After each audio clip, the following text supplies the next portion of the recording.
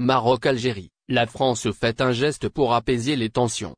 Premier pas en direction de la réconciliation. En effet, entre la France et l'Algérie, les tensions politiques et diplomatiques sont particulièrement vives.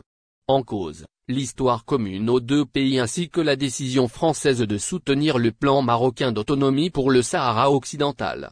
Si la seconde raison semble immuable, le président Macron s'étant récemment rendu au Maroc pour officialiser le réchauffement des relations diplomatiques entre Paris et Rabat, évoquant même l'ouverture d'un consulat français dans cette région du Sahara, les travaux en lien avec l'histoire franco-algérienne, avancent. Récemment, la France a ainsi reconnu l'assassinat d'un dirigeant du FLN. Macron reconnaît la mort d'un dirigeant du FLN. En effet, le président Emmanuel Macron a reconnu, ce 1er novembre, que le dirigeant du Front de Libération Nationale, FLN, Larbib Hamidi a bel et bien été assassiné, en 1957, par des forces françaises.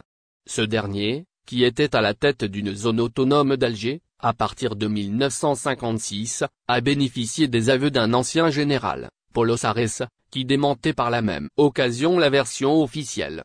Celle-ci tentait ainsi de faire croire à un suicide.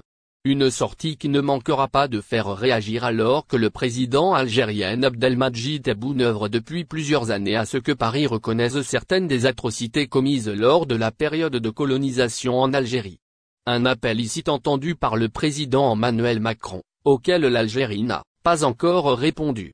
Un premier geste envers l'Algérie cependant, cet aveu semble démontrer qu'en effet, la France a mis en place un système de lutte contre le FLN, Front de la Libération Nationale, sortant du cadre de l'état de droit.